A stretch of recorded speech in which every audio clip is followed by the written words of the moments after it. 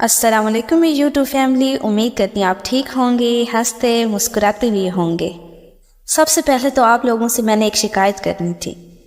آپ کامنٹس میں اپنی رائے کا اظہار نہیں کر رہے اور مجھے ویوز سے زیادہ کامنٹس کی خوشی ہوتی ہے، مجھے آپ سے بات کر کے خوشی ہوتی ہے، اور پچھلے کچھ دنوں سے آپ بالکل کامنٹس نہیں کر رہے۔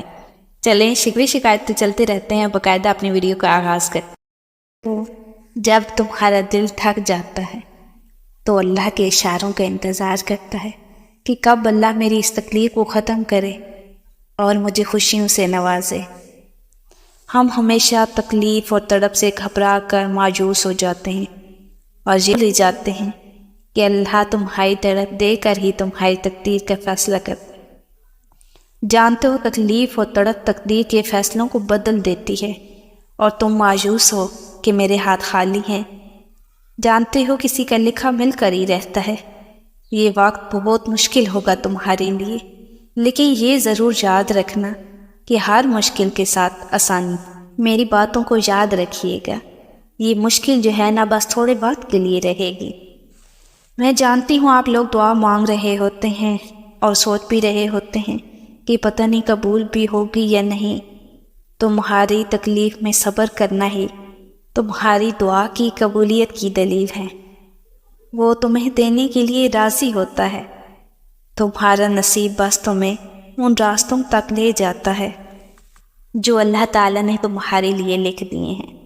ویورز، مگر تمہیں ملتا وہی ہے جس کے لیے تم دعا کرتے ہیں۔ آپ لوگ کیوں نہیں سمجھتے کہ تمہارا یہ سوچنا کہ کب ہوگا، کیسے ہوگا، یہ تمہارا کام نہیں ہے، بلکہ تمہارا کام بس دعا کرنا ہے، صبر کرنا ہے، یقین رکھنا ہے۔ اللہ فرماتا ہے وہ تمہاری من پسند چیز تم تک لائے گا مقرر کردہ وقت پر، اور تم حیران رہ جاؤ گے۔ جب آپ لوگ سبب ختم ہونے کے بعد بھی اللہ سے دعا کرتے ہو کہ اس کے سوا تمہیں دینے والا کوئی نہیں ہے، تو اللہ پھر تمہیں پرسکون وادیوں میں لے جاتا ہے جہاں صرف سکون ہی سکون ہوتا ہے۔ اگر تم چاہتے ہو نا کہ بہترین فیصلہ آئے تو اللہ پر چھوڑ دو۔ اللہ آپ کے صبر اور دعا کو کبھی ضائع نہیں ہونے دے گا، اور جانتے ہو جب اللہ تمہیں تمہاری منزل تک پہنچانا چاہتا ہے تو تمہارے مخالف کو بھی تمہارا وسیلہ بنا دیتا ہے۔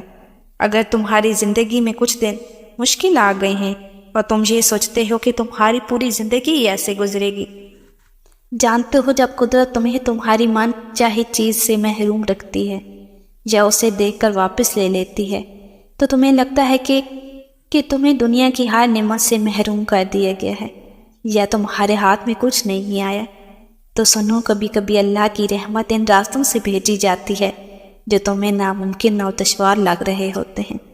جب اللہ تمہیں اشارہ دے رہا ہے، قرآن کہتا ہے کہ جن لوگوں نے کہا کہ میرا رب اللہ ہے اور پھر اس پر ثابت قدم رہے، تو یقیناً فرشتے ان سے کہتے ہیں کہ نہ ڈرو اور نہ ہی غم کرو اور خوش ہو جاؤ۔